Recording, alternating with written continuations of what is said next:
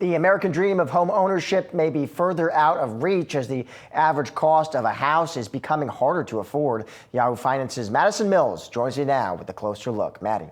Thanks so much, Josh. So I want to pull up this chart showing the home price to median household income ratio. It recently hit 7.2 times. So what does that mean? The average price of a home is 7.2 times as high as the median household income in the U.S. You can see that uptick just starting at the very end of this chart here. Beautiful circle from me. At the end of 2024. Important to note that that is both above pre-pandemic levels, but it's also above the level that we were at in the housing crisis. That was around 6.8%. So in terms of housing affordability, we are currently at worse levels than we were at in 2008. And just to give some more size and scope, in the past 5 years since 2019, home prices have soared 50%. That is a significant outpacing of the 17% growth that we have seen in household income.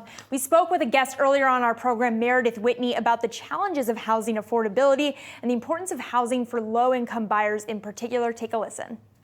Where there hasn't been a lot of activity has been in homes that are, let's say, under 300,000, and so that skewed all of the numbers to look less affordable. And from our math, if you look at homes versus homes to households, the U.S. actually doesn't have a housing shortage.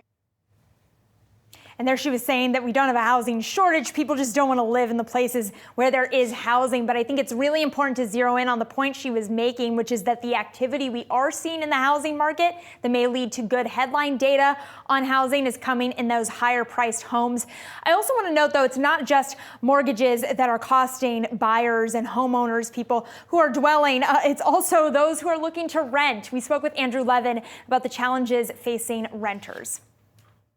Rent inflation for half the families in the United States who rent their home or who rent an apartment, those are still going up at 5%. That's a big share of people's spending out of their pocketbook. It's a big share of the CPI. And as Andrew was mentioning, rent is a big share of CPI. So it is something that we watch closely, Josh, not only because of the impact that it has on individual consumers and the sentiment about the economy, but also because of the impact that it has on the Fed's rate cutting path moving forward here.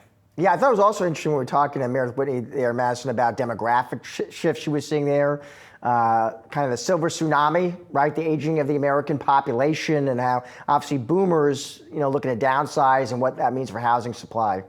Yeah, and it was interesting. I was so glad that you brought that up with her because she talked about this idea that people are getting priced out of their homes right now. So even if you do have individuals who have, been in their homes for a long time, they're hoping to sail into the sunsetting years of their lives in those homes. Those individuals, unfortunately, are in a place where, due to the pressures of mortgage rates in particular, they're just struggling to look for other options in terms of moving. So all those individuals holding on to their homes for longer, that is decreasing and putting pressure on supply. But it was also really smart, Josh, of you to ask her about the proposal from Vice President Kamala Harris, if she were to become president, to increase home supply by 3 million homes. Also, she's potentially going to have a stipend for first-time home buyers on the table. Both of those things could potentially be catalysts for the market. But of course, a big question is going to be whether or not any of those policies get through Congress, Josh. All right. Thank you, Madison. Appreciate it.